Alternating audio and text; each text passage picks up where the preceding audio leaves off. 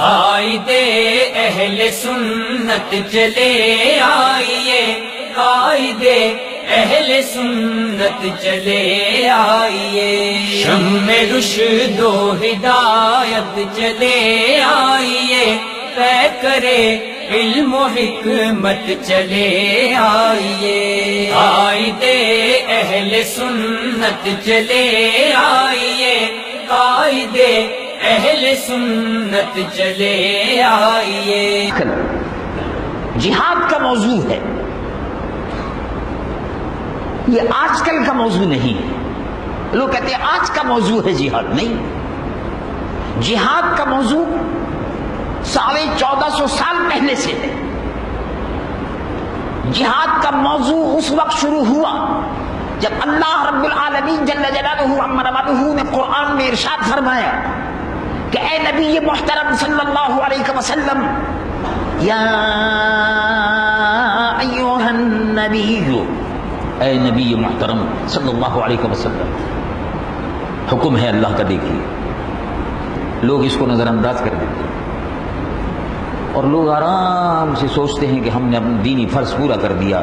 نماز پڑھنے کے بعد فرض پورا نہیں ہوا، روزہ رکھنے کے بعد فرض پورا نہیں ہوا، حج کرنے کے بعد فرض پورا نہیں ہوا، زکوٰۃ ادا کرنے کے بعد فرض پورا نہیں ہوا۔ ان تمام فرائض کے بعد فریضہ جہاد بھی ہے۔ ان تمام فرائض کے ساتھ ساتھ مسلمانوں کی خبرگیری بھی ہے۔ کبھی آپ نے نظام زکوٰۃ پر غور کیا؟ اس کا مقصد کیا ہے؟ یہ بھی تو کہہ سکتے تھے کہ اپنی زکوٰۃ لے کے جنگل میں رکھی آؤ۔ بنی اسرائیل کو کہا تھا زکوٰۃ لو اور جنگل میں رکھی آؤ، قبول ہوگی غائب ہو جائے گی، نہیں ہوگی رہ جائے گی۔ آپ کو حکم دیا کہ زکوٰۃ دو، غریبوں اور فقیروں اور مسکینوں اور محتاجوں کے دروازے پر پہنچ کر دو۔ آپ کو جماعت کا حکم دیا کہ جماعت میں حاضر ہو تاکہ غریب، محتاج اور ضعیف مسلمانوں کے حال سے باخبر رہو۔ آپ کو حج کا حکم دیا تاکہ عالم اسلام سے آنے والے مسلمانوں سے تمہاری محبت کا رشتہ استوار ہو۔ یہ تمام مسائل اجتماعی ہیں، انفرادی نہیں ہیں۔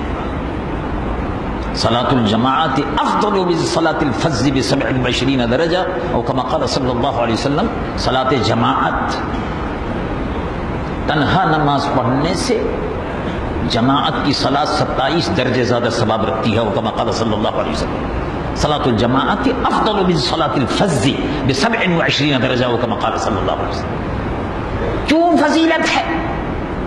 مسلمان مل کر کھڑے ہوں، اخوت اور مساوات کا مظاہرہ ہو، اور محلے کے مسلمانوں میں محبت اور اتفاق پیدا ہو، ایک دوسرے کی غربت سے، حالات سے، پریشانیوں سے باخبر ہو۔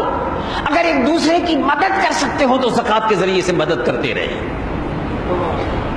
اجتماعی ہے، اجتماعی ہے۔ یہ اربوں روپیہ مسجدوں پہ کیوں خرچ ہو رہا ہے؟ کیا نماز گھر میں نہیں ہو سکتی؟ ہو سکتی، لیکن جماعت ہے، جماعت ہے۔ جماعت اس لیے ہے کہ جماعت میں اگر ایک شخص پر بھی نماز پڑھتے ہوئے اللہ کی رحمت کا نزول ہو رہا ہے، اب تم برابر میں کھڑے ہوئے ہو یا اس صف میں کھڑے ہو، تو یقیناً جس طرح بجلی کا کرنٹ ایک آدمی کو لگ جائے، دوسرا اس کو چھو لے، اس کو بھی لگتا ہے۔ اللہ کی رحمت کا اگر ایک صف میں، اگر ایک جماعت میں اللہ کی رحمت نازل ہو رہی ہے تو سب کے اوپر برس رہی ہے۔ اجتماعی، یا رسول اللہ، یا رسول اللہ، غوث اعظم دستگیر رضی اللہ عنہ۔ تو یہ اجتماعی ہے، مسلمانوں کا نظام اجتماعی ہے، زکوٰۃ اجتماعی ہے۔ دروازے پر پہنچو، غریب کے دروازے پر دستک دو، بیوہ کی خبرگیری کرو، یتیم بچوں کے سر پر ہاتھ رکھو، میرے آقا حضور پرنور محمد الرسول اللہ صلی اللہ علیہ وسلم نے ارشاد فرمایا انا وکافل الیتیم کہاتین، میں انا وکافل الیتیم کہاتین او کما قال صلی اللہ علیہ وسلم، جس طرح یہ دو انگلیاں ایک دوسرے کے ساتھ ساتھ ہیں، اسی طرح قیامت کے دن یتیم کی کفالت کرنے والا میرے ساتھ کھڑا ہوگا۔ یہ اجتماعی نظام ہے، اجتماعی نظام ہے۔ غریبوں کی، یتیموں کی سرپرستی کرو، ان کے دروازے پر پہنچو، ان کی ضروریات کو پورا کرو اگر کر سکتے ہو۔ اگر صاحب ثروت ہو، زکوٰۃ فرض ہے، اس کو ادا کرو۔ اجتماعی نظام ہے، ہم ایک دوسرے سے بے خبر نہیں رہ سکتے۔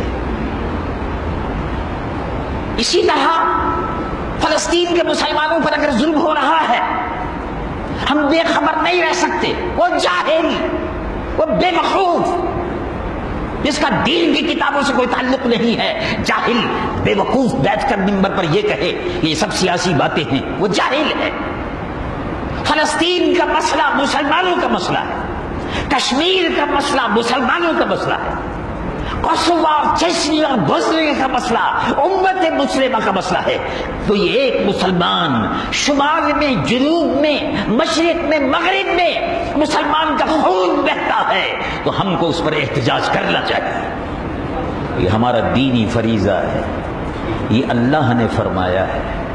وہ بے وقوف جو حجرے میں بیٹھ کر کہتا ہے کہ میں اخبار بھی نہیں پڑھتا، میرا ان چیزوں سے کوئی تعلق نہیں، یہ سیاسی باتیں ہیں، وہ جاہل ہے۔